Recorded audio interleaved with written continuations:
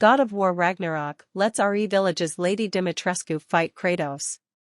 Ragnarok, also known as the Twilight of the Gods, is a major event first prophesied by the Jötunn Gróa that foresees the ultimate battle that results in the death of many gods, including Odin and Thor, as well as the rebirth of the world through submersion into water. Kratos and Atreus are also mentioned in the prophecy, as being the center of everything.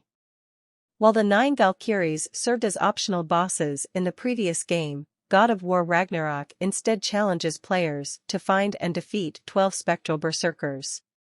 Faced throughout the 9 realms by approaching their tombstones, these God of War Ragnarok bosses use a variety of abilities and moves to put up the toughest fights in the entire game.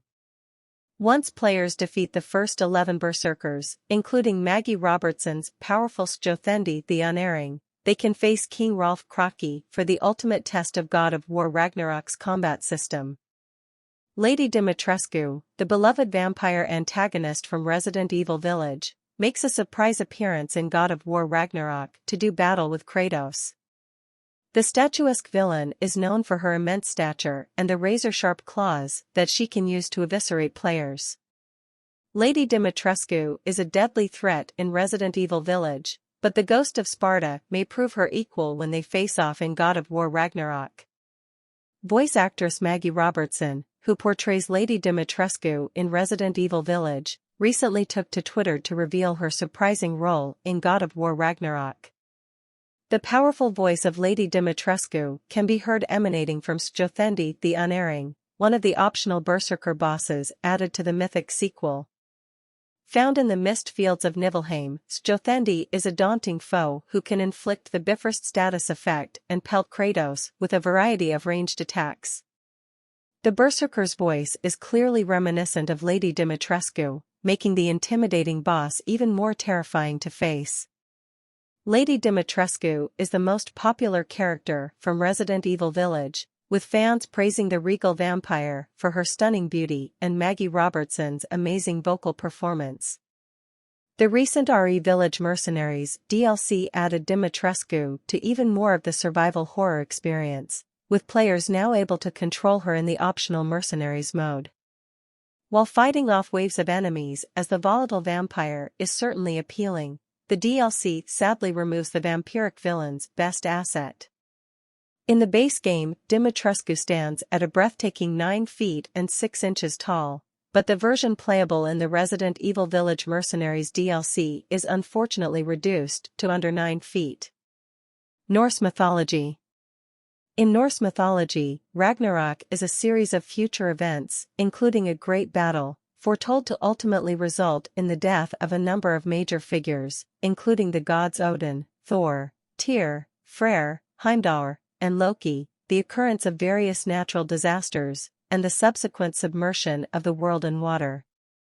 Afterward, the world will resurface anew and fertile, the surviving and returning gods will meet, and the world will be repopulated by 2 human survivors, Lif and Freyr. Ragnarok is an important event in Norse mythology and has been the subject of scholarly discourse and theory throughout the history of Germanic studies. In the poetic Edda poem Völuspá, references to Ragnarok begin from stanza 40 until 58, with the rest of the poem describing the aftermath. In the poem, Avalva, a female seer, recites information to Odin. The Valva then describes 3 roosters crowing. In stanza 42, the Jötunn herdsman Egthur sits on a mound and cheerfully plays his harp while the crimson rooster Fjalar, Old Norse Hyder, deceiver, crows in the forest, Gulgvir. The golden rooster Gulling Cambi crows to the Aesir in Valhalla, and the third, unnamed soot-red rooster, crows in the halls of the underworld location of Hel in stanza 43.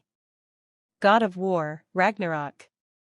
However, 3 years later, Kratos, Atreus, Mimir and Tyr discovered the real prophecy on Ragnarok, which followed Baldur's death and Fimbulwinter. It turns out, the giants had hidden the actual prophecy in some of the Jötunn shrines with their magic in order to prevent Odin from finding them. True events of the prophecy.